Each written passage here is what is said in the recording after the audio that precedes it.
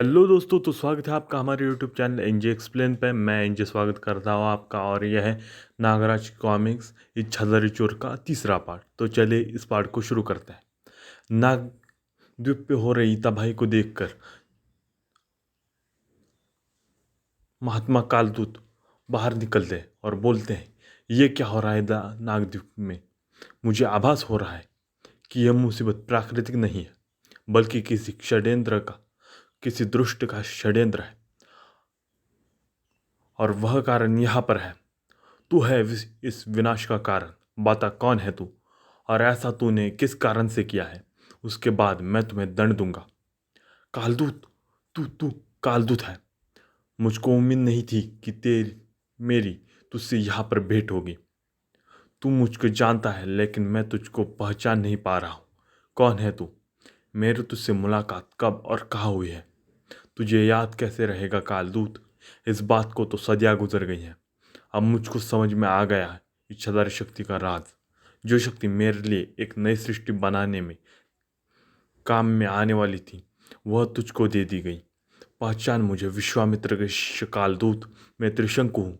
त्रिशंकु, जिसको आज तक का सबसे बड़ा धोखा दिया गया। त्रिशंकु, तू तू धरती पर कैसे आ गया? गुरु विश्वामित्र की तप शक्ति ने तुझको यहाँ आने से रोका क्यों नहीं? क्योंकि मुझे तुझसे अपना हक छीनना था। मुझे पूरी इच्छाधारी शक्ति वापस चाहिए कालदूत। मरना नहीं चाहता है तो दे दे मुझको अपनी इच्छाधारी शक्ति, और अपने अनुयायी नागों से भी ऐसा ही करने के लिए कहा। मुनिवर विश्वामित्र तेरे काले इरादों को भाप गए हैं, इसलिए उन्होंने तुझको शून्य में लटकता छोड़ दिया था। तू यहाँ पर चाहे जैसे भी आया हूँ, लेकिन मैं तुझको उसी शून्य में वापस भेज कर रहूँगा जहाँ पर तू अभी तक लटका हुआ था। लगता है कालदूत को पता नहीं इसके पास सी थ्रू है। एक महाभयंकर युद्ध शुरू होने वाला था, वो तो हो ही रहा है। और ये युद्ध हर उस जीव के भविष्य का निर्णय लेने वाला था जिसमें इच्छाधारी शक्ति थी, और इनमें नागराज भी शामिल था। तुम शायद इच्छाधारी शक्ति के इतिहास के पन्नों से वाकिफ नहीं हो नागराज। इच्छाधारी शक्ति न तो नागों द्वारा पैदा की गई है, और न ही इसका मकसद नागों को रूप बदलने की शक्ति देना था। कुछ समझ में नहीं आ रहा है दादा वेदाचार्य। इच्छाधारी शक्ति को कोई चुरा रहा है। कुछ पता नहीं कि वह चोर प्राणी कौन है, और वह इच्छाधारी शक्ति का करेगा क्या। भला इच्छाधारी शक्ति नाग के अलावा और किसके काम आ सकती है? एक पुरानी कहानी है, पता नहीं सत्य है या कल्पना। अयोध्या के एक राजा थे शंकु, जिन्होंने महर्षि विश्वामित्र की बहुत सेवा की थी। खुश होकर महर्षि ने उनको सशरीर स्वर्ग भेजने का आश्वासन दे डाला। राजा शंकु स्वर्ग की तरफ चले तो जरूर, लेकिन सारे ऋषियों को यह कार्य गलत लगा। इसलिए उन्होंने स्वर्ग के देवता इंद्र की मदद से शंकु को वापस धरती पर खींचने की चेष्टा की। शंकु गिरने लगे तो विश्वामित्र ने अपनी तप शक्ति से उनको हवा में ही रोक दिया। उसके बाद विश्वामित्र ने शंकु को ऊपर स्वर्ग की तरफ भेजने की पूरी कोशिश की, लेकिन वे सफल नहीं हो पाए। शंकु अब हवा में लटके त्रिशंकु बन चुके थे। अपनी इस सफलता से विश्वामित्र इतने क्रुद्ध हो गए कि उन्होंने अपनी तप शक्ति से उस शक्ति को बुला भेजा जिससे ब्रह्मा जी ने पूरी सृष्टि की रचना की थी। यही इच्छाधारी शक्ति थी। इस शक्ति ने विश्वामित्र त्रिशंकु के लिए एक नए स्वर्ग की रचना करने लगे। कहते हैं नारियल और भैंस जैसी वस्तुएं उस वक्त विश्वामित्र ने ही रची थी। विश्वामित्र के इस प्रयास से सारी सृष्टि कांप उठी। तब देवों ऋषियों ने एक साथ जाकर विश्वामित्र को समझाया और उनसे नई सृष्टि की रचना करने रोक देने की प्रार्थना की। विश्वामित्र ने सृष्टि का काम रोक दिया, लेकिन जिस इच्छाधारी शक्ति को वे बुला चुके थे उसको वापस नहीं भेज सकते थे। इसलिए उस शक्ति को उन्होंने अपने एक परम प्रिय नाग शिष्य के हवाले कर दिया। उस इच्छाधारी शक्ति को नाग पीढ़ी दर पीढ़ी धारण करते चले गए, और यही शक्ति उनको रूप बदलने की क्षमता भी देती है। पर सच तो यह है कि इस शक्ति से कुछ भी बनाया जा सकता है, अद्भुत शक्तियों का निर्माण किया जा सकता है। समझा? यानी इस शक्ति का अगर किसी ने दुरुपयोग किया तो वो सृष्टि ही नष्ट हो सकती है। पर उस त्रिशंकु का क्या हुआ? त्रिशंकु स्वर्ग तो नहीं जा पाए और उन्होंने चिढ़ के कारण पृथ्वी पर भी आने से मना कर दिया।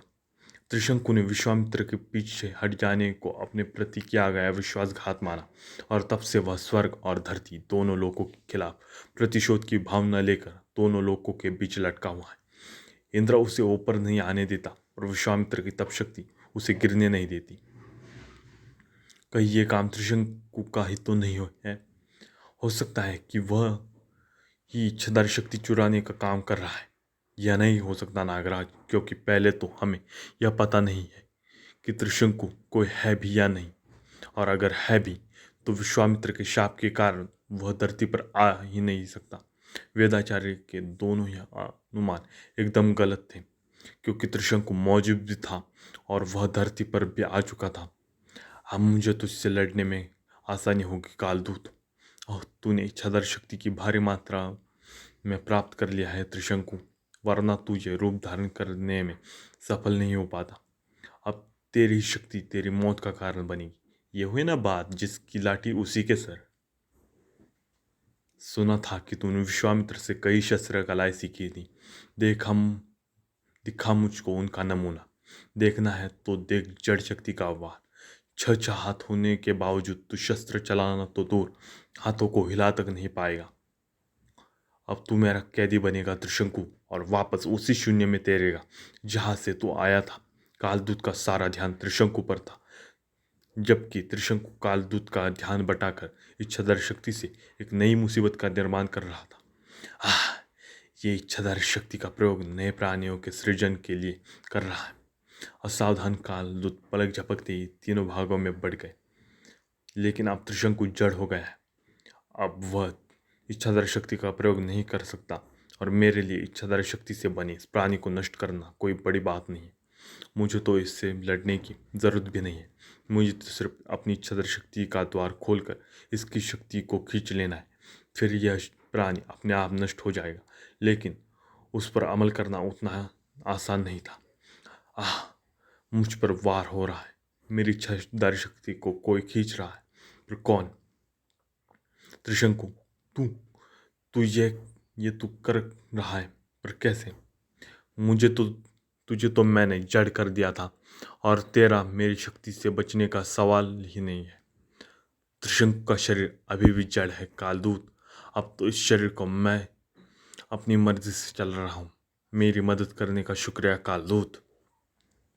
इस लड़ाई में कभी कालदूत का पलड़ा भारी हो रहा था तो कभी त्रिशंकु का। पूरा नागद्वीप इस युद्ध का नतीजा जानने को बेताब था। कुछ नजर नहीं आ रहा है कि पहाड़ी के ऊपर क्या हो रहा है। इच्छाधारी नागों को उनके लिए ज़्यादा इंतजार नहीं करना पड़ा। नतीजा जल्द ही सामने आ गया। नागद्वीप के इच्छाधारी नागों, मैंने नागद्वीप के विनाशक पर तो काबू पा लिया है, परंतु मैं ज़्यादा देर तक ऐसा नहीं कर पाऊंगा। ये फिर होश में आकर तुम सब की इच्छाधारी शक्ति को चुराने का प्रयत्न करेगा, और इस स्थिति से बचने का एक ही तरीका है। तुम सब अपनी अपनी इच्छाधारी शक्ति फिलहाल मुझको सौंप दो। उस शक्ति की मदद से मैं इस इच्छाधारी चोर को नष्ट कर दूंगा। महात्मा का सुझाव सही तो लगता है। ऐसे हमें अपनी इच्छाधारी शक्ति को बचा भी सकते हैं और महात्मा की शक्ति भी बढ़ा सकते हैं। ठीक है महात्मन, हम अपनी अपनी इच्छाधारी शक्ति आपको दे देते हैं। नागद्वीपवासी तेजी से सर्प रूप में बदलकर अपनी इच्छाधारी शक्ति महात्मा कालदूत तक भेजने लगे, लेकिन शक्ति का वह भंडार कालदूत तक नहीं पहुंच पाया। यह क्या, इच्छाधारी शक्ति मुझसे दूर जा रही? कौन खींच रहा है इसे? नाग, इसे मैं खींच रही हूँ। नाग, कोई भी शक्ति राजदंड का आदेश नहीं टाल सकती।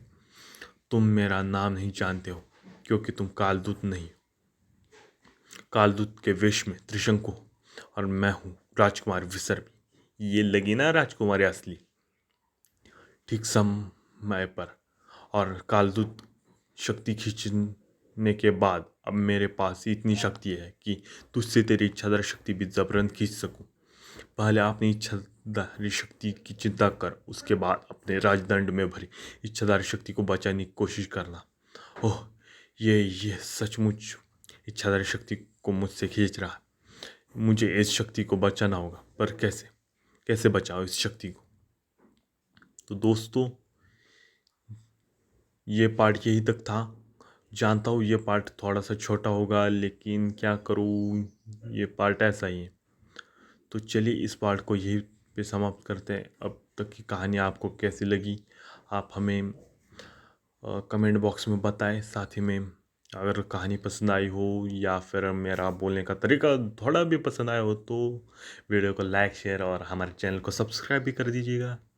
तो चलिए मिलते हैं इसी की तरह, इसी कॉमिक्स की अगले पार्ट में। तो जय हिंद, वंदे मातरम।